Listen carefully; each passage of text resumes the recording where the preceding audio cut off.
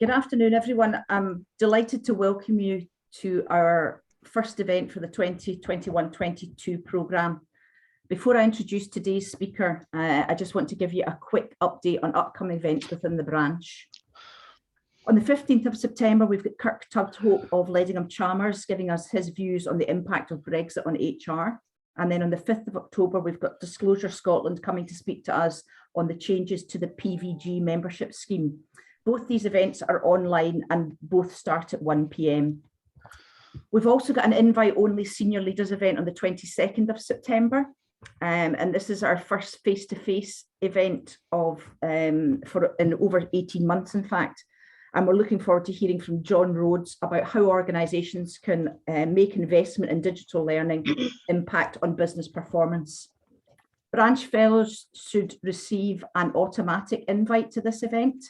But we're also keen to hear from those in strategic roles, i.e. people directors who may not be fellows, that would be interested in joining this group of senior leaders.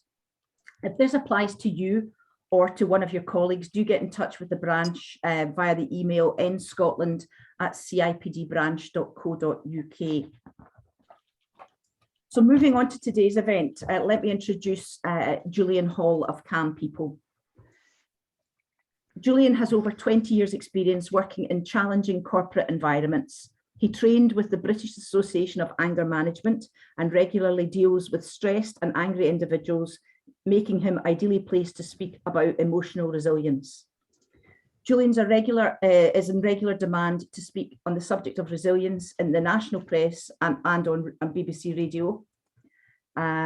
And is a regular contributor for journal articles to such organisations as the Law Society, and is also a columnist for Business Matters magazine and UK News Group. So without further ado, Julian, I'll pass the con over to you, and you can take us through the 5 pillars of stress. That's lovely. Thank you very, very much for that introduction. Hi, everybody. Thank you for those of you that are on camera. If more of you can be on camera, I would love that, because I just love playing to an audience and I love seeing my audience. So if that's okay, even if you're eating your lunch or whatever it is, I really don't mind that at all. I just love to see people. So thank you. I really, really, really appreciate you. Let me take you through what I'm going to cover off today then. I just want to see some nods of heads. Can you all see that slide that says the 5 pillars of stress in you? Lovely. Thank you very much. Okay, so what am I going to go through today? Well, I'm going to take you through a brief introduction to me and to Calm People. Then I'll talk you through what we call our model for emotional health. And then I'd like to get dug into stress. So a few stats, a little fun fact about stress, if you can ever have a fun fact about stress. And then a little bit about the background, what it does to us and the sort of curve that it follows in our life. And then my intention is by the time I get to halfway through the session, then actually I'm going to take you all through a guided coaching session. So I'm going to ask you to think of something stressful that you're working through at the moment.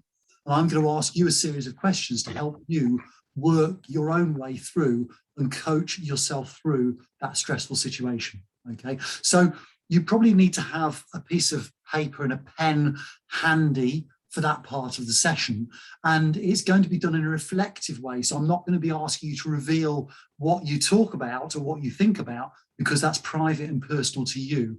But what I do want to do is I want to leave you with a tool that you can absolutely use to coach yourself and others through stressful situations. Okay. And then at the end, I'm going to make you a little bit of an offer, which is just a free offer to try out some mental health tech that we've got. And the only thing I would ask in return is feedback. Okay. So let me start off with an introduction to myself then. So brief bit of personal data. I'm 54 years old, 4 children, 3 grandchildren, 2 marriages, still on the second one. It's going 25 years. So I think I'm doing okay at the moment. And I live in Derby. Okay, I've not always been an emotional resilience specialist, because let's face it, nobody, when they go to school and they say, what do you want to be when you grow up? Nobody goes, well, I'd like to be one of those emotional resilience specialists. I think probably train driver was my #1 idea, and then rock star. And you can clearly tell by the hair that I got there. Okay, so what actually happened to me is I spectacularly failed my A-levels. I went out to the world of work, and in the late 1980s, that meant that I found my way into retail financial services, and I started working with a rather large brand called the Nationwide Boom Society. I worked with Nationwide for 21 years. By the time I left them, I got to the exalted heights of area director, which, let's be clear, we all have grade inflation, don't we? So in real terms, that's an area manager.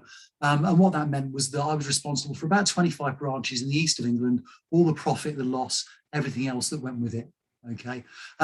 Quite crucially, for the work that I do now, whilst I was growing that amazing career with Nationwide, I was also growing what's known in the trade as a very, very large and very, very sensitive male ego. Okay. Now the ladies smile because they've all encountered male egos, haven't they? Okay. But let's be clear, we all have an ego.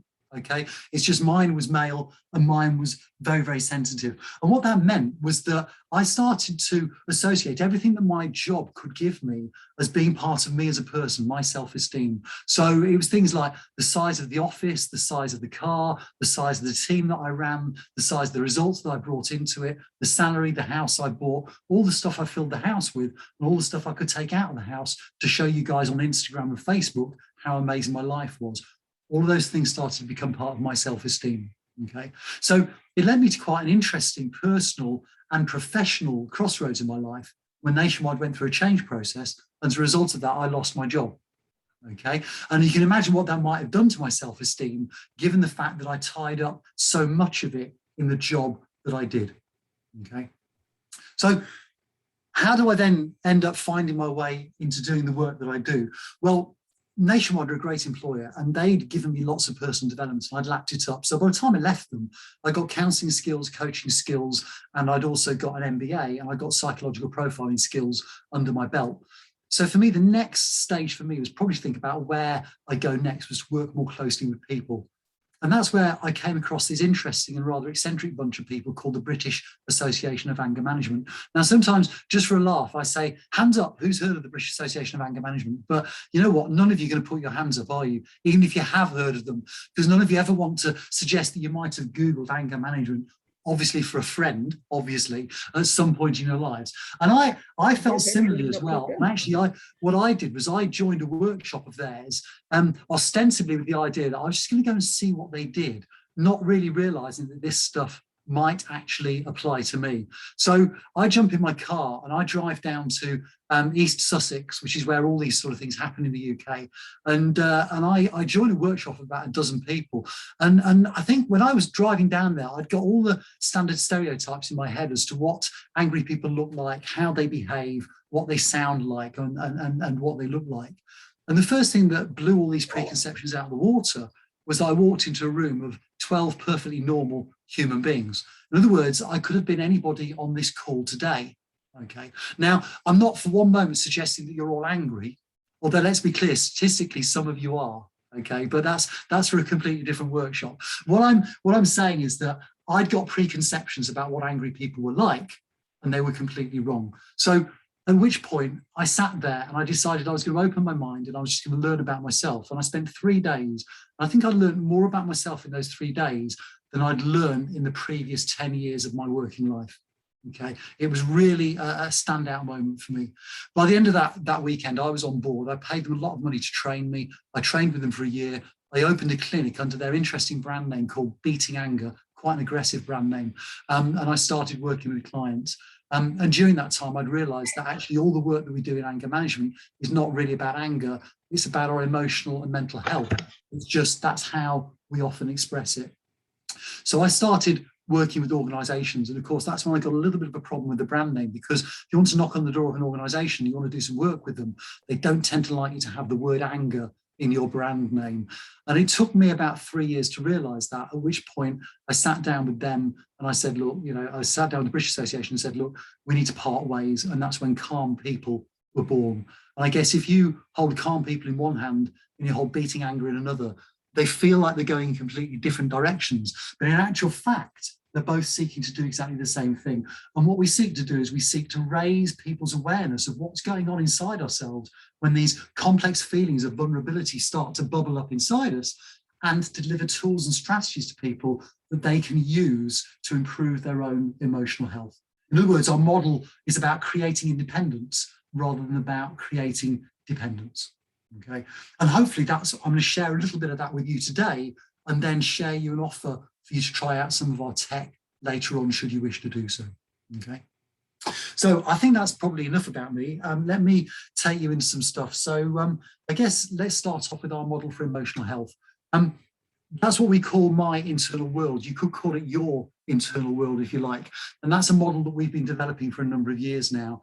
And what we are suggesting with this model is that if all those 7 areas are reasonably well in balance, then you're going to feel reasonably happy.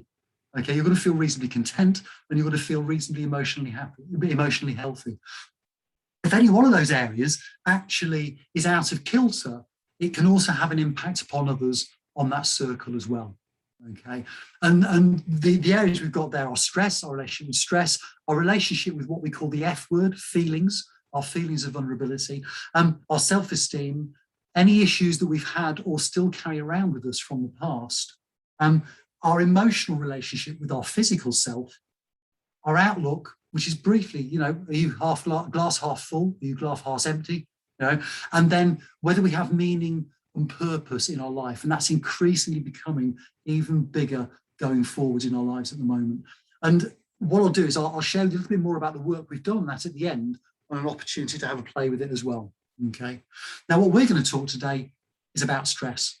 Okay. So I know you guys in the CIPD love figures, so I'll share a few figures on stress with you.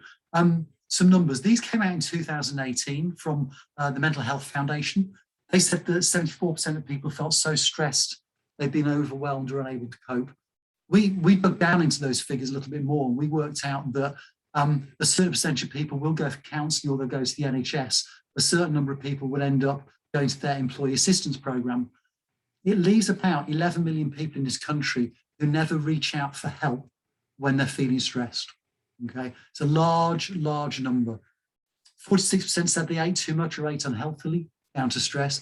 Those of you that are on camera eating, please don't stop. Feel free to carry on. Okay.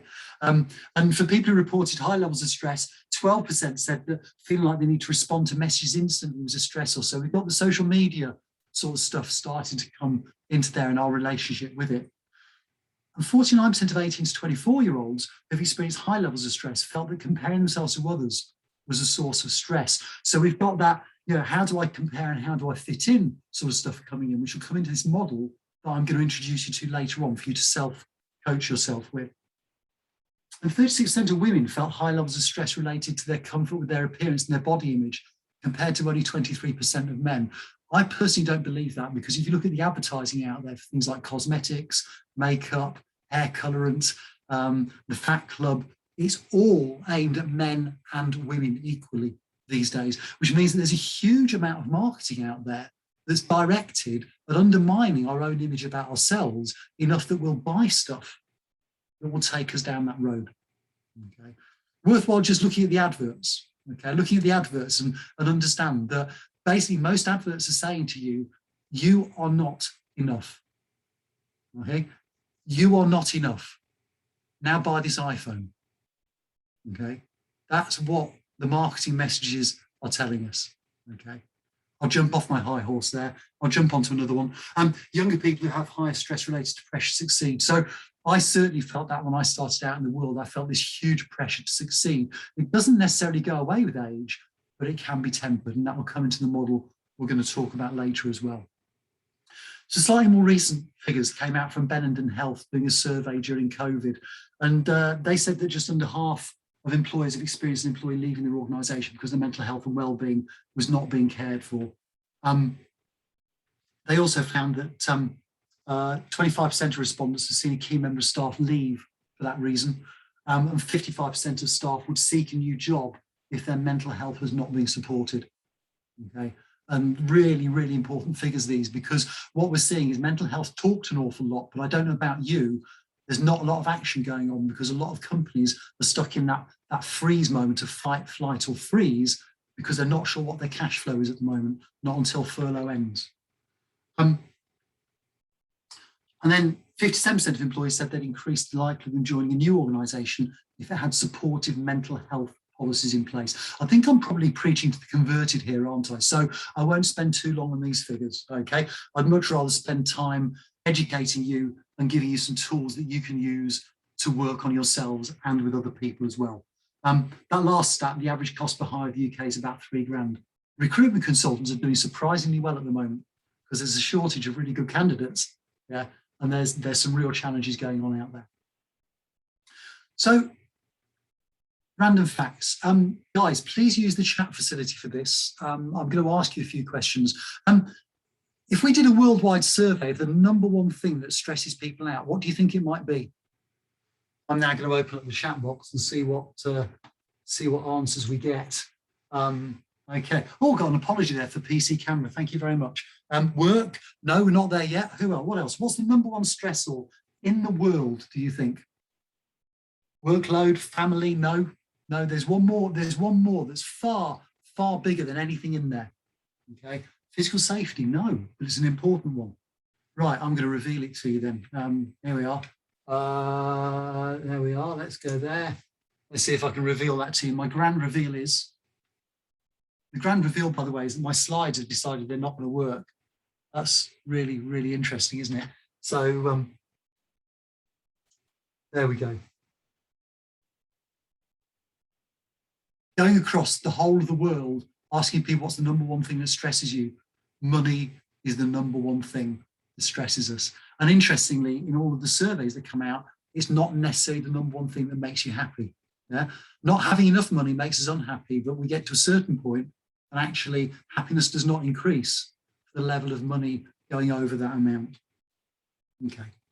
So what I'd like to do now is I'm going to take you through 2 or 3 slides looking at what stress does, its physical implications and what its origins are. And then we're going to go really bang into that coaching session to help you with something that you might need to work on, okay? This graph you can see here, this is based upon work by a man called Hans Selye. Hans Selye is the godfather of stress, and he brought the word stress into our lives or into the way we use it now in about the 1950s. So up until the 1950s, stress was something that you could apply to a physical object. So guys, if you remember those rulers you used to get at school, you buy them for school, and if you bent them, they'd start to fracture all the way through. You remember those plastic rulers? Yeah, well, you'd be placing that object under stress when you were bending it, okay? However, Selye, he did work on rats, and then he moved on to humans, and he did lots and lots of work. And he came out and he said, guys, we've got this thing called a stress response within our head. Okay, and that stress response is what we now know as our fight or flight response, or to be more precise, fight, flight, or freeze. Okay, and Selye said there's basically 2 types of stress. There's either healthy stress, which is motivational, or there's unhealthy stress. Now, as always happens, if you bring out a really good model with some really good research, other people can't help but grab it and improve it. And this guy down here, Williams, in 1994, he said, well, actually, we can grade this a little bit differently. It's not just healthy or unhealthy, there's different gradients. So he said, first of all, we've got this thing called boredom. Selye had a theory that you could actually die of boredom. Now, I'm sure there's a few of you on this call might like to have a go at that one, but anyway, in theory, you could die of boredom. What Williams said is that it's really, really unhealthy to be bored. It's unhealthy for our emotional health. And then we've got this thing called our comfort zone, which we're all very good at operating in. We feel really confident, feel really good in it. And then you've got this zone called the stretch zone, which if you have a coach, they're always trying to get you out of your comfort zone and they want to get you into the stretch zone. Yeah. And what we've learned over time is that the more we stretch ourselves, the bigger our comfort zone gets and the smaller these other zones get. Okay, so testing ourselves and stepping out of our comfort zone is really good for our emotional health, provided we have the right relationship with it. And then, of course, you've got these areas of strain and overwhelm, which are actually, I've now exposed myself to so much stress, I cannot deal with it any longer. Okay, now we've got another zone on this graph as well. Well, first of all, as a coach, I tend to say the relationship we need to have with stress is roughly about that. In other words, continually stretching myself, but continually stepping into my comfort zone to recharge my batteries and then stepping back out again as well. So it's a continual process of being aware of what my zones are and knowing what I'm doing to stretch myself. The day I stop stretching myself is the day I stop learning. The day I stop learning is the day I stop growing. There's another zone here which you may recognize, and that's the one up there on that line at the top of the graph. And that's what we call it the zone of delusion. Okay, now that's for people who jump out of bed and they go, give me stress for breakfast, give me stress for lunch, give me stress for tea. I can never have enough stress. Okay, in other words, if you continue to put yourself under high levels of stress without taking care of your own emotional health, then the chances are you're on for a very steep and a very large drop. in terms of a cliff edge. Okay, we all need to take care of emotional health, and we all need to be aware of where we are on the graph at different times when we're doing different activities. Okay. What I didn't say at the beginning of this was questions. If you can save any cues until the end, I've got a slide that says questions, please. Okay. Okay.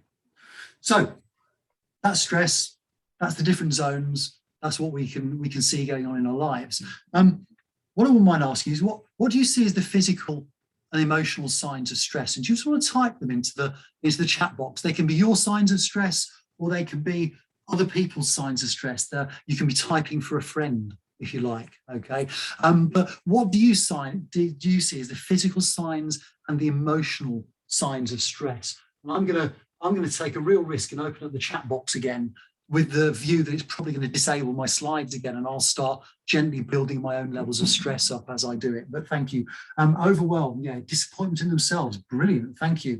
Money, yeah. Irritability, yeah. Heart palpitations, yeah. Tension, headaches, anxiety. That's like an Anadin advert, isn't it? Wasn't that a headline for an Anadin advert many, many years ago? Anyone can remember that? Tense, nervous headache.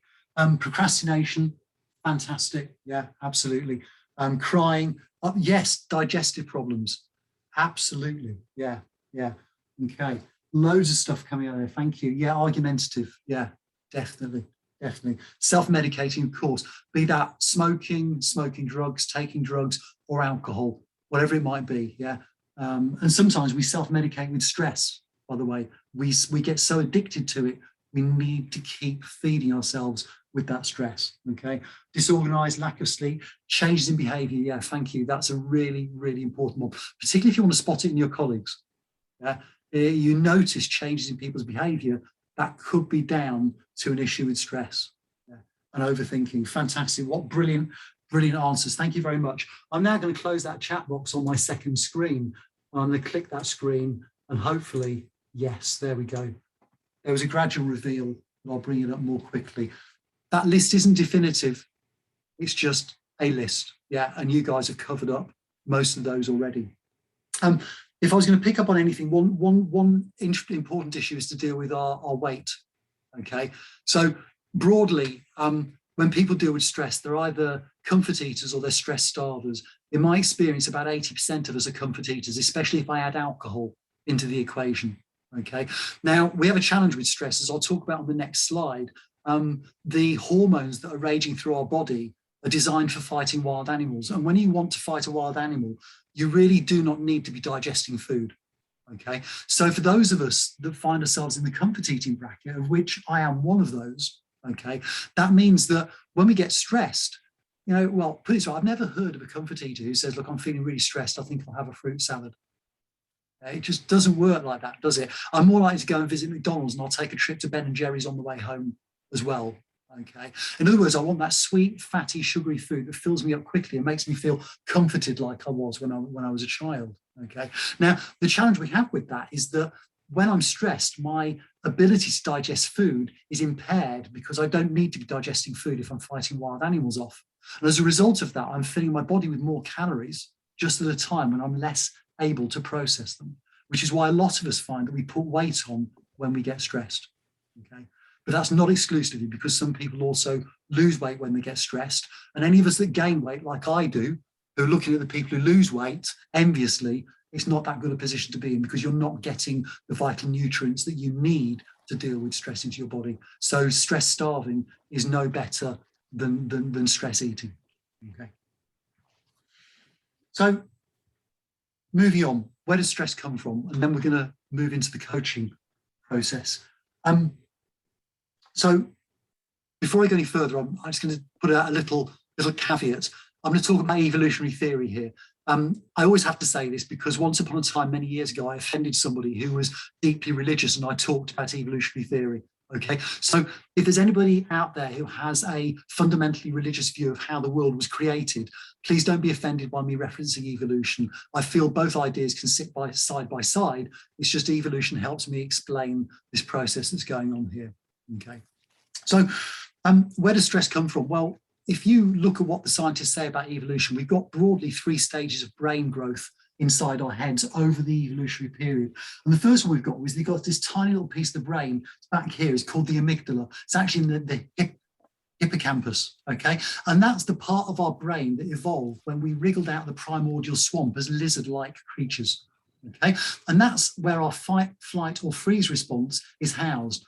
Because you know what, that's all we needed to survive at that point in time. Now then, as we evolved, we grew a second part of our brain, which evolved as we evolved into ape-like creatures. And then finally, we've got by far the largest part of our brain that sits at the top, which evolved as we evolved into the fine figures of the human beings that are on this call today. So take a look around the screen, take a look at each other. We are the pinnacle of evolution. Okay, if ever there can be such a thing as a pinnacle of an evolutionary process, because in theory, we are all continually evolving, okay? The challenge we have is that about 15,000 years ago, we took a step in our evolution that was much, much faster than anything else that we'd done in the past, okay? And 15,000 years ago, we decided in our wisdom that we weren't going to be hunter-gatherers anymore, and we were going to stay in the same place, and we were going to build fences, and we were going to put animals within those fences, and we were going to grow crops, and we were going to build communities, which turned into villages, which turned into towns and cities, and, okay? And in other words, we started to take a huge amount of the risk out of our lives, okay? And if you look at the lives we lead now, compared to the lives that our ancestors led 15,000 years ago, we live incredibly safe lives, no matter what Donald Trump, Al Qaeda, and social media are trying to do to the world. Hello? Okay. So, right. Yeah. So I think someone's taken a call there. So where does stress come from? We've got this piece. So I spoke to Gillian about this when she came back from holiday, and Gillian said she was going to speak to Liz about those hours that she turned down. Who's that? Okay, bye. There we go. Lovely. Okay, cool. All right. So where does stress come from? We've got this tiny part of our brain called the amygdala. Okay, that's got our fight, flight, or freeze response inside our brain. Okay, and that means that whenever we are confronted with a stressful situation, if that's active, what it does is it basically says, look, guys, there's a saber-toothed tiger approaching. You need to do something about it.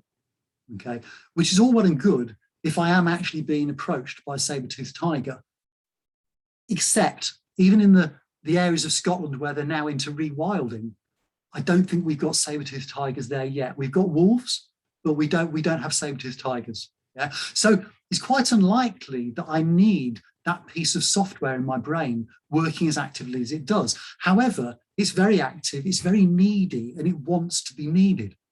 Okay, and that means that actually it can go off for even the slightest thing. So imagine that situation where you're working in the office in the days when we all worked in offices. You're happily tapping away at your terminal, you're invested and embedded in your work, and your boss tiptoes up behind you, bends down, whispers in your ear, "Can I have a quiet word?" And then they walk off into a meeting room expecting you to follow them. Yeah. For quite a lot of us, we go straight into fight, flight, or freeze. What's gone wrong? What have I done wrong?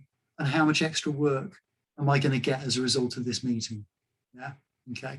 Now, I make light of it, but that can happen. And the fact is, that's not a life or death scenario.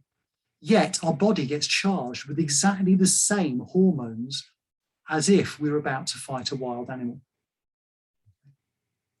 So what are those hormones? Normally I'd throw that question out, but it's only two hormones I'm after. There's enough people on this call. The two hormones that our body gets filled with are adrenaline and cortisol, okay? And they've got specific properties. So adrenaline speeds me up. It takes the bloodstream away from my vital organs, including my digestive system, okay? And it takes it to my hands and my feet, which means I can run faster and I can fight faster, okay? And in addition to that, I get this thing called cortisol. And cortisol is really, really interesting because the first thing that cortisol does is it applies pain relief, okay? Because I don't know if you've ever tried fighting a wild animal with your bare hands, but you are going to get caught and you are going to get pain. And actually in that moment, you need as little pain as possible because I don't know about you, when I get pain, I stop. And if I stop, I'm breakfast. Yeah? Okay. Now, the final part of cortisol's function in our body is that it's also a blood clotting agent, which is really, really great, because after you've fought a wild animal, you don't really want to bleed to death afterwards, do you? Otherwise, evolution is pointless because we're just all going to die. Okay, so we've got this high level of adrenaline going through our body, and we've got this blood clotting agent going through our body that's also meant to be a type of pain relief. Now, go back into modern day times as the boss approaches you and says, "Can I have a quiet word?" Imagine if your lifestyle is not as healthy as it could be. You've, like me, you've had one too many cooked breakfasts in your time, and your arteries are just a little bit furred up more than normal, and you get this blood clotting agent going through your veins, then potentially you're heading for a stroke. And actually, that is actually the lightning conductor moment. That's the relationship between stress and strokes, is the cortisol that flows through our veins. Now, these two are only meant to be in our bloodstream for about 30 seconds, because actually what happens is that we've got this system called the sympathetic nervous system that fills our body quickly. It responds to threat and it brings adrenaline and cortisol in. And then when the threat is over, it brings those adrenaline and cortisol levels down to healthy levels. Okay, and that's our parasympathetic nervous system working for us. Okay, the challenge a lot of us have is that we've worked for days, weeks, months, or even years in stressful jobs and stressful situations. And that means for days, weeks, months, or years, we've worked with high levels of stress and high levels of adrenaline and cortisol flowing through our bloodstream. Okay, and the thing about that is that these two hormones, they suppress our immune system. And that is why people who work under stress for long periods of time experience themselves as getting ill more often. Does that all make sense, guys? Yeah, nod of heads, thank you very much. Have I scared you enough that you might want to do something about your own stress levels? Yeah, good, okay. All right, so what I'd like to do now is then I'd like you to get a piece of paper out and a pen, or open up a notepad on your phone, or whatever you use to make notes. And what I'd like you to do is I'd just like you to spend less than a minute just making a note under those headings. What do you find stressful in your personal life, and what do you find stressful in your professional life? Okay, and I just want you to make a list. Any of you that are target orientated, I'd like you to get a minimum of 3 things under each heading. Okay, 3 items under each heading. And I will now, for once, shut up and just give you some reflective time.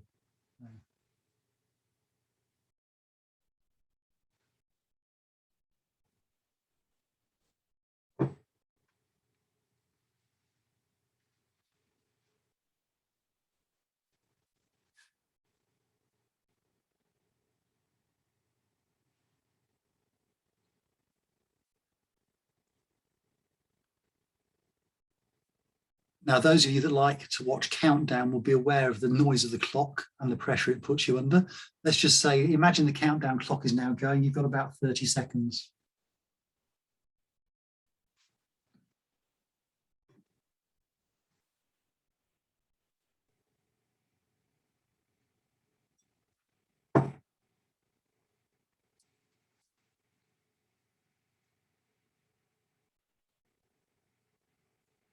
Okay, that should, I guess, should be enough time for you to give yourself a selection, because I'm going to ask you to pick one of those to work with.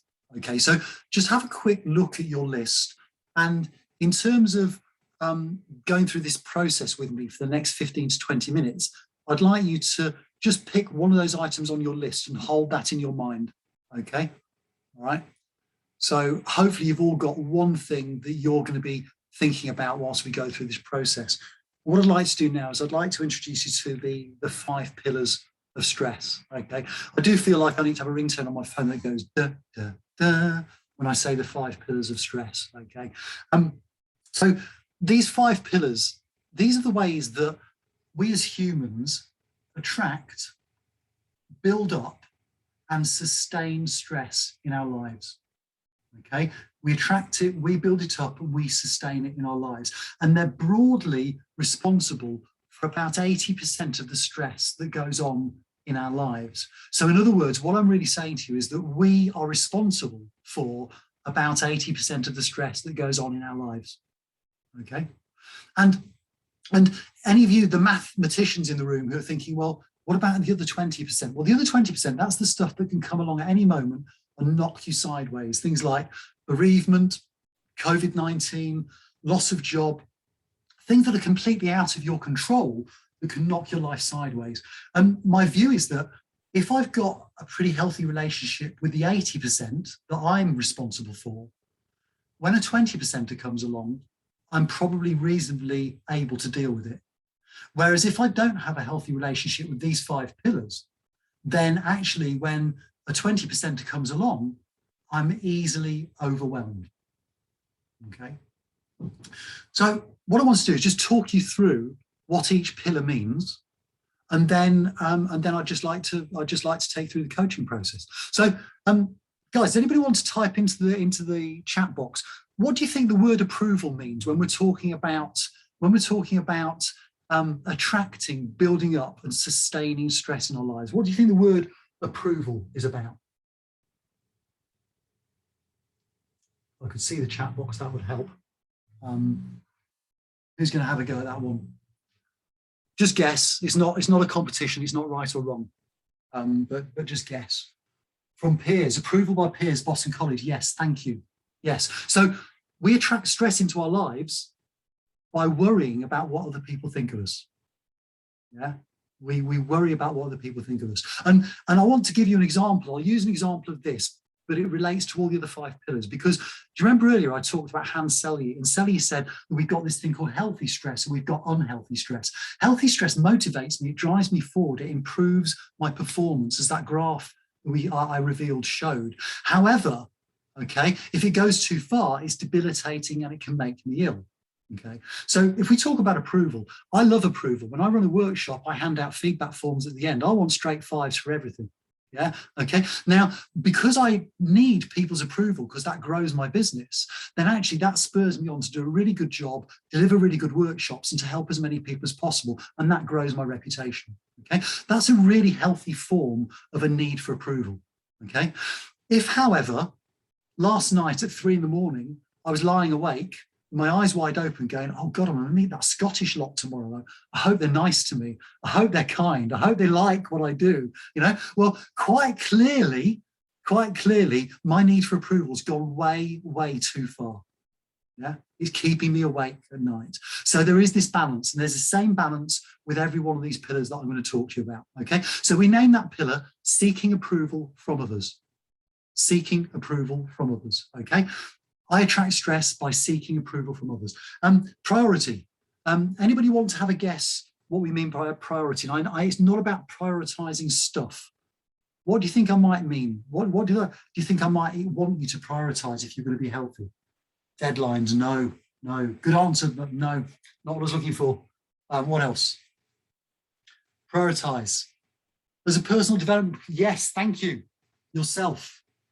Diane Kemp gets the imaginary bag of M&Ms as a prize there. Thank you, Diane. Okay.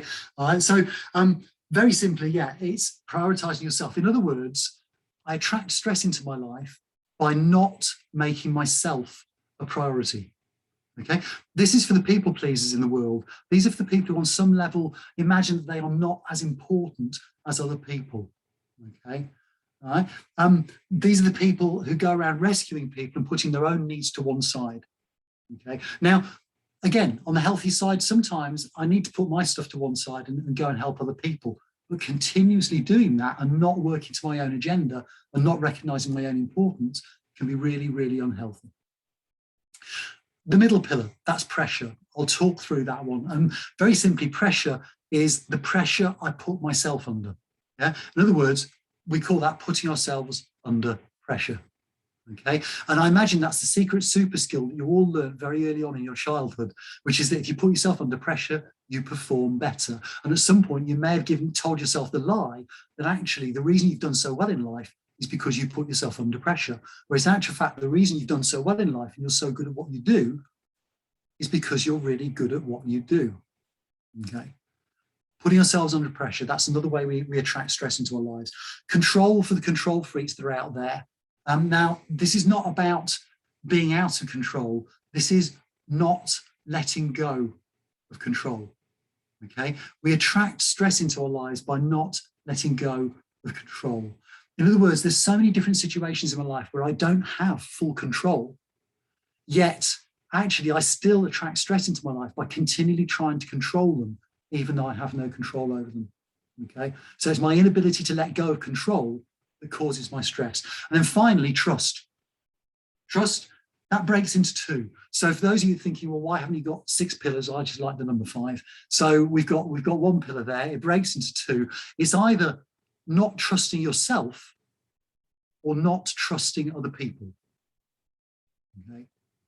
And not trusting other people goes into our relationships, both work and personal. Not trusting ourselves goes into things like imposter syndrome, yada, yada, yada, all that stuff that can be seen in the popular press. So when I'm considering something that I'm finding very stressful in a stressful situation, the first thing I do is I say, well, which are the pillars that are causing me the issue? Okay.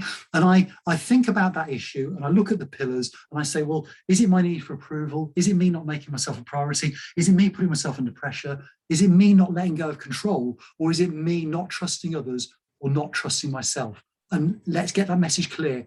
It's all about me. Okay. So I just want to give you 15 seconds to think about that thing that your stressful situation. Which pillars apply? It may be more than one.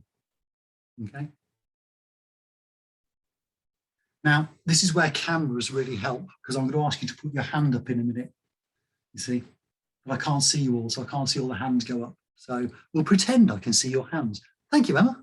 Thank you. Lovely to see you. Okay. Hands up who's got 5 pillars playing into that one stress that they're thinking about. Anyone got 5? No. Hands up who's got 4 pillars playing on it. 3? 3, I've got some hands up for 3. Thank you very much. It's like an auction now, isn't it? Hands up, how many of you got 2 pillars playing into that?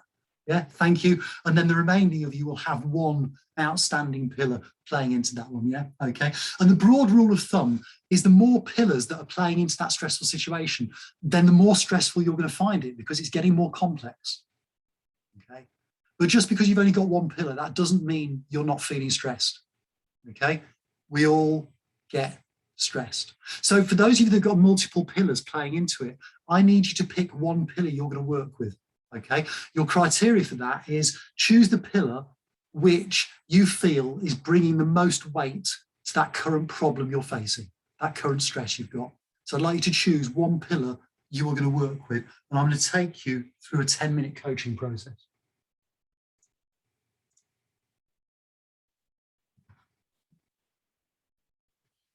So I'm going to assume that you all have 1 pillar you're going to work on. And I'd now like you to get your pen and paper out, and I'd like you to ask yourself a question, okay? And the question goes like this. It's always the same to start with. The question goes, in order for you to deal with the stress, that's always the start of the question. In order for me to deal with the stress, and then you put into it whichever pillar you're working with. So in order for you to deal with the stress of seeking approval, or in order for you to deal with the stress of not trusting yourself, or in order for you to deal with the stress of putting yourself under pressure, yeah, whatever your pillar is you're working on, that goes into the question. In order for you to deal with the stress of that pillar, okay? And then I've got 5 questions I'm going to take you through. And before I take you through them, I'd like to give you a couple of basic ground rules, okay? So the ground rules for this little game you're going to play with yourself is, number 1, there's no right or wrong answer. So don't put yourself under unnecessary pressure to come up with the right answer. You're just going to write stuff down, okay? Second of all, it's not a test, okay? And then third of all, treat it like a brainstorm. So you know the rules of brainstorming? You write the first thing down that comes into your head. You go back and review it later, okay? So it's like a brain dump, all right? So I'd like to take you through these questions. For those of you who are reflectors, I will try and give you as much time as possible before we move on to the next question. So your first question is, in order for you to deal with the stress of that pillar you're working on, what do you need to accept? What do you need to accept? Just write down the first thing that comes into your head.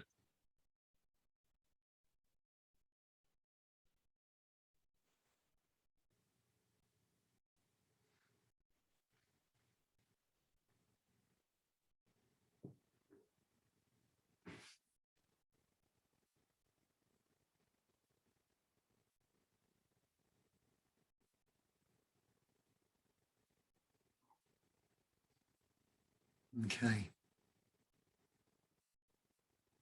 So I can See quite a few eyes coming back up to look at the camera rather than looking down at the paper. So I'll assume that the majority have got something written down. So the next question then is exactly the same, except it's in order for you to deal with the stress of that pillar, what do you need to let go of?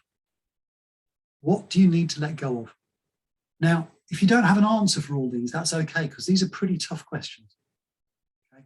So you might not have an answer for every one. That's okay. In order for you to deal with the stress of that pillar, what do you need to let go of? Write your answer down.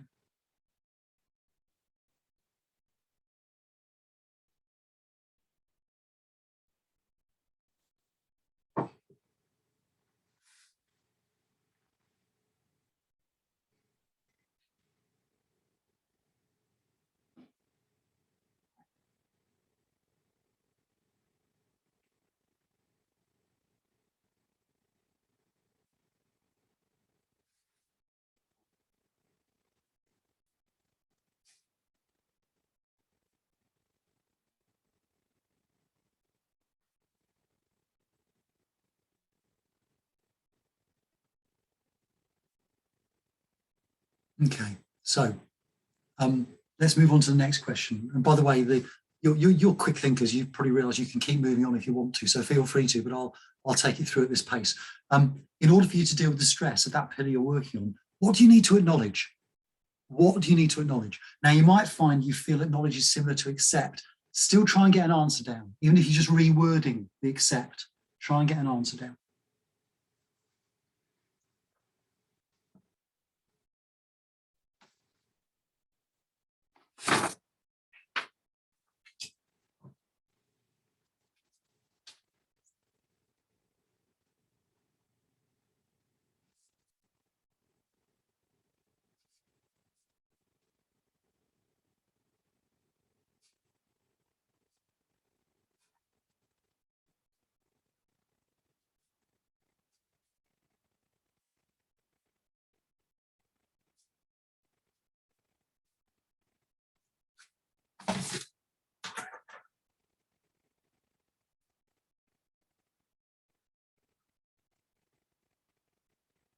Okay, and again, on to the next one. In order for you to deal with the stress of dealing with that pillar, what do you need to give up? What do you need to give up? These can be very absolute. They can be really tough questions. What do you need to give up?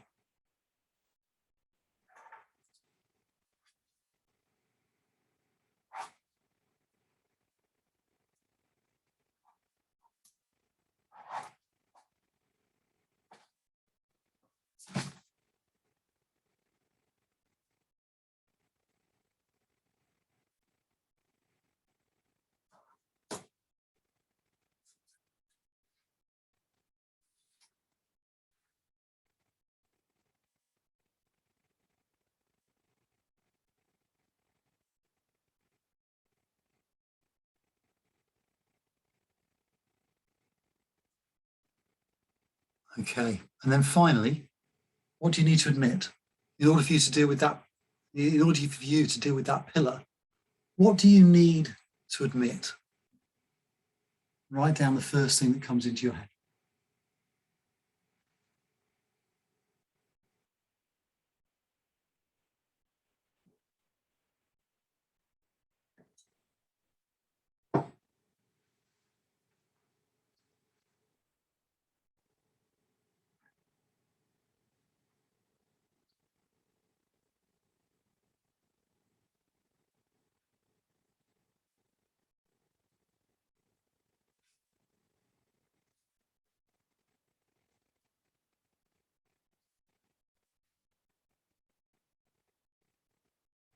Okay, so you've just done stage one of the coaching process. That's the brainstorming part. Okay, what I'd like you to do is just review the list of things you've written down. You might have 5 answers down. You might only have 3 answers down. It's really not an issue. But I'd like you to choose one of those answers that you're going to work with in the next stage. And your criteria is, when you read those back to yourself, which one feels like it would make the biggest impact for you personally? Which one of those answers if you could accept that thing, or if you could let go, or if you could acknowledge, whatever, which one of those would make the biggest impact for you? Okay, and I'll give you 15 seconds to just choose one of those.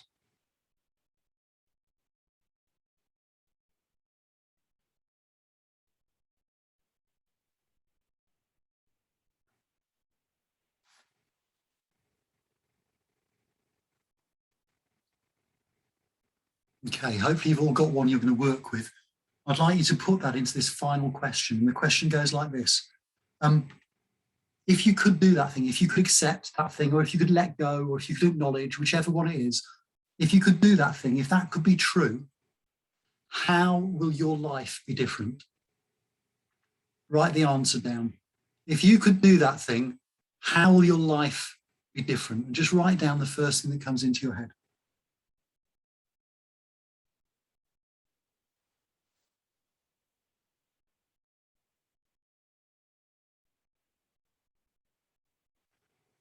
And once you've got an answer written down, look at that answer and say to yourself, and if that was true, how will my life be different? And write the next answer down, okay? If that was true, how will my life be different?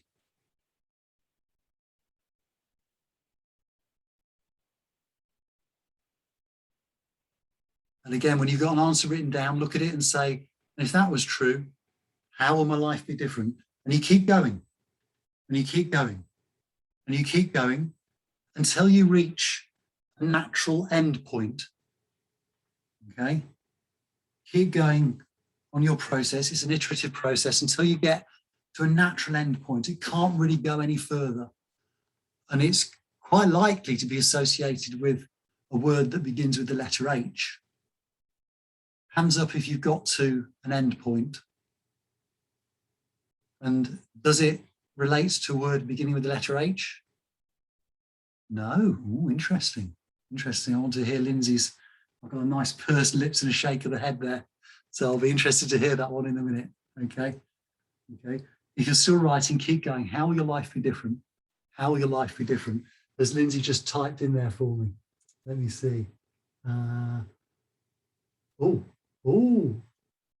Therese, I'm sorry that I missed your question earlier, and I will come back and answer that in a minute.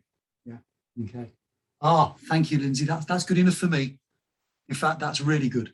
Really good. Thank you. Okay. All right. So some of you may still be working. Some of you, like Therese, might be moving a cat. But what I'd like you to do now is just consider the process you've gone through. What you've done is you said to yourself, actually, I feel quite stressed about something, and it's going to be something to do with one of 5 pillars. You reflect on those pillars, and you said, well, it could be maybe 1 or 2 or 3 of those. You choose the one that you feel is going to make the greatest difference to you. And then you put that pillar into a question. You said, in order for me to deal with that pillar, what do I need to accept, let go of, give up, admit, acknowledge, etc., etc. And you do that brainstorm, and then you chose one of those. You said, well, if that were true, how would my life be different? How would my life be different? And you keep going until you get to a natural end point. Okay. Would you like to share? Thank you, Diane. There we go. You got to the H word. Thank you. Happier. Yeah. So hands up if you got to a word that's closely related to happier, like happy, yeah, content, peaceful. Thank you. Thank you very much. My experience is that 99% of people get there naturally in their own way. And I couldn't possibly have planted that word into you all in one go. I'm not a magician. Okay. We get there very, very naturally. Okay. So a couple of things to talk about. I guess the first one really is, what does that tell you about your relationship with happiness? There we go. Try typing that into the text box in 2 or 3 words. What does that tell you about your relationship with happiness or contentment? Whilst you're typing, I'll just talk about contentment. When I was 20 years old, I thought people who were content had settled for something less than happy. And as I've now got to 54 years old, I realised people who are content are happy with a touch of wisdom. All right. And that's what I look at contentment as. So yes, thank you, Amanda. Yeah. And thank you, Hazel. Yeah. And any more that was similar. Yeah. Yeah. The person who has the greatest influence over my levels of happiness, me.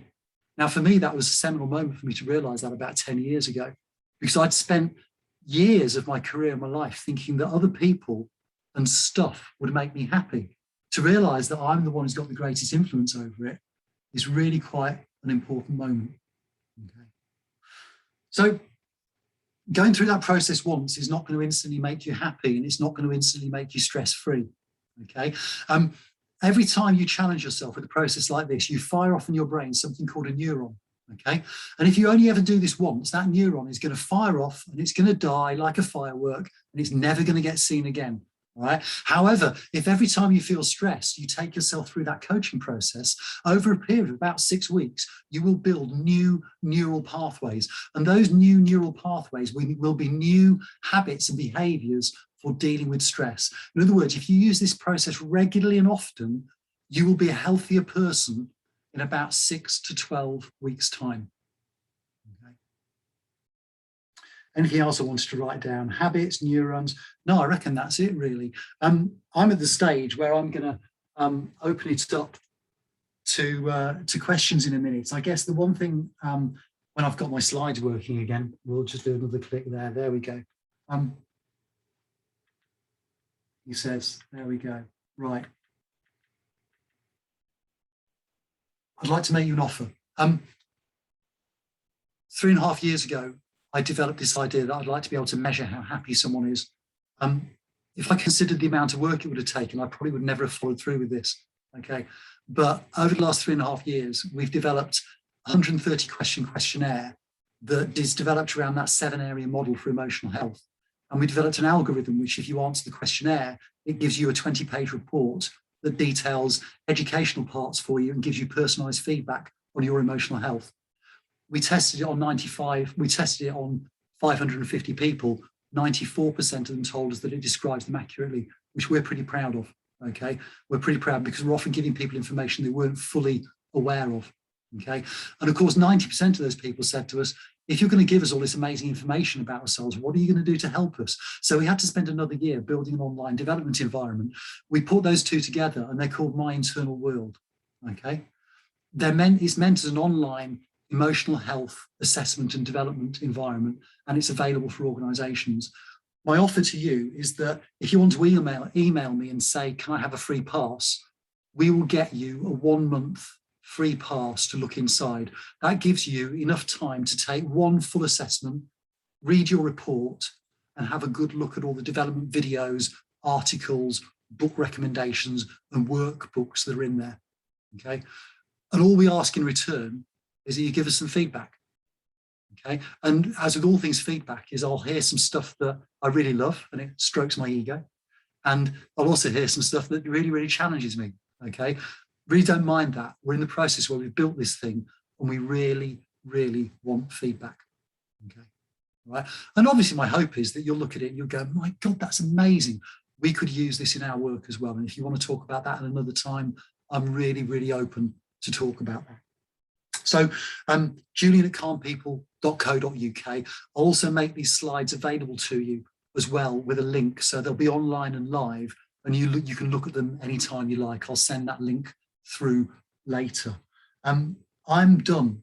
Thank you very much for listening to me. Thank you for being here. Thank you for being present and thank you for joining in. Do you have any questions? I'm really happy to answer any questions on mic or by looking at the chat box. It's entirely up to you. I can just say, Julian, while people are maybe taking the time to ask some questions, what a great session that was, not just for me. My husband, who's sitting across the table from me, has thoroughly enjoyed it and learned something about himself too, although he's now scowling at me. But I mean, everything is coming in. I don't actually see any questions, but everybody's just saying excellent session and whatnot. What I would say is while people are maybe thinking of questions, is we send out feedback. We do it as a short survey monkey, and we ask for feedback as well. So if people could complete that, I would be very grateful, and we'll share the results of that with you as well, Julian. And I love the fact that you like the feedback and that you like to get 5s. That's like me. I love a target. My dad, I remember I played a lot of golf when I was young, and he used to say to me, nobody remembers who comes second. when I played in the men, and that's my, got to be first, got to try. And that's why no one did a membership. Did you hear my husband there? No. He's being cheeky.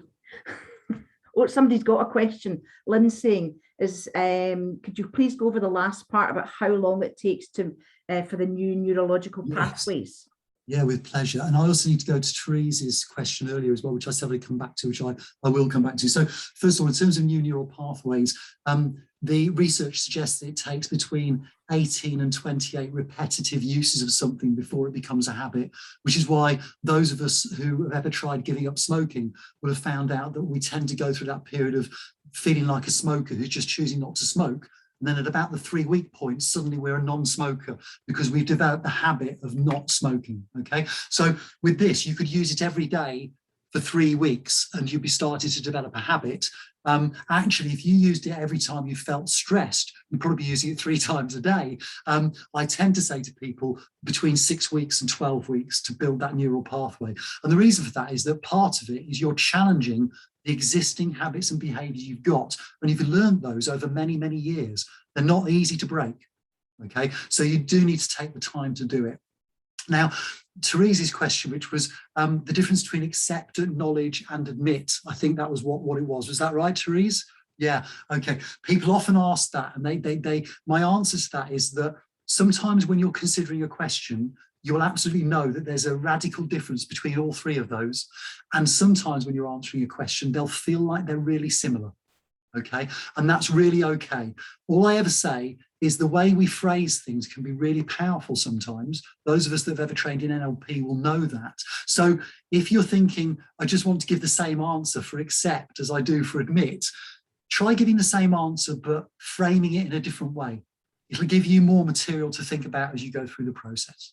Okay, but there will be times, I promise, when those 3 things mean radically different things to you. We've got a cheeky question, and I love a cheeky question because I'm quite cheeky, and it's from Carol, who's saying, perhaps a bit of cheeky, but can the free offer be passed on to anyone not on this call, a partner, a colleague, etc.?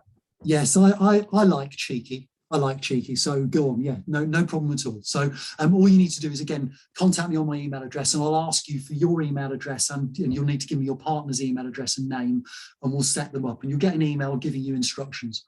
We have some specific instructions because we built this as an individual tool to help individuals, and there's a payment system on it, and I have to bypass that payment system so that it doesn't start trying to charge you money. So that's the way we do it. What I would like to say, by the way, is if you like it, we do this for organisations, and if you subscribe to My Internal World as an organisation, the admin sees all the data coming in from the assessments. I'll happily talk anybody through that if they're interested. Any other questions? Well, I was just going to say, if you see one coming in from an Alan McDonald, he's done it voluntarily.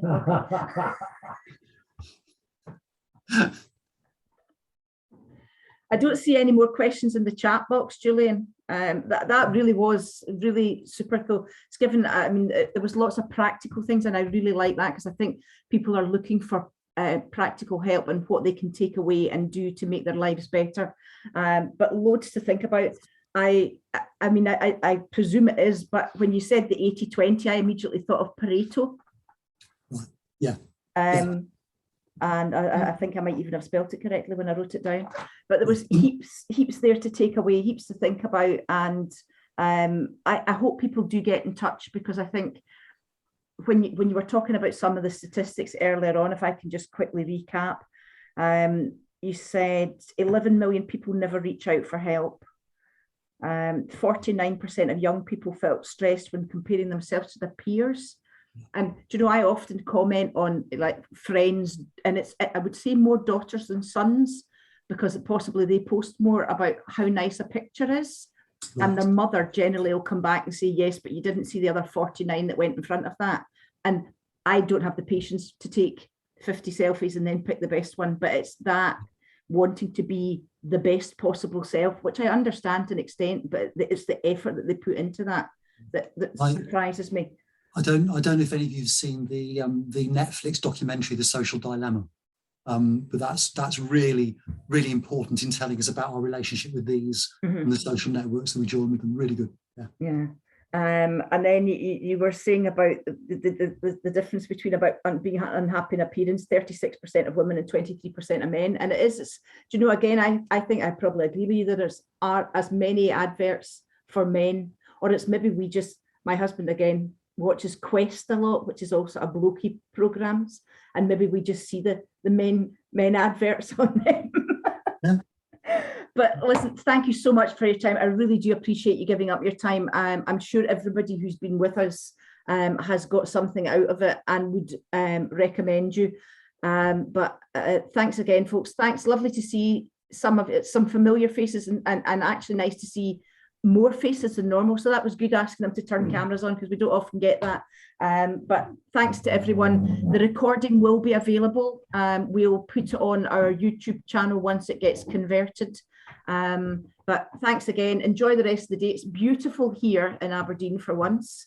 So I hope it's nice wherever you are, and I hope to see you soon at events coming up. But before I do that, I've just remembered I have to pass over to Jane, who is our new branch chair, and she was wanting to say just a couple of words. Okay, thanks very much, Jude. Sorry, I won't hold everybody up because I know people are back to their desks or whatever for the afternoon. But I just wanted to say hello. As the new branch chair, I do actually recognise quite a few of the faces and the names anyway, but some I don't. So I just want to say hello to you. We'll have a newsletter is coming out this weekend. That will just really be covering the stuff that Jude ran through earlier on about events that are coming up, plus one that you didn't actually mention, Jude, which is the one that you run, which is the book club, which has got a meeting on the 5th of October. And the book that is being discussed is The New World of Work by the CIPD CEO, Peter Cheese. So that's all from me. Just to say, do please get in touch with the branch if you've got any questions, comments or suggestions about any activities or events that we do going forward. And thank you again, Julian. Excellent session. Really appreciated it. Thank you. Thank you. Thanks, Jane. Bye. Bye, folks. Nice to see you all.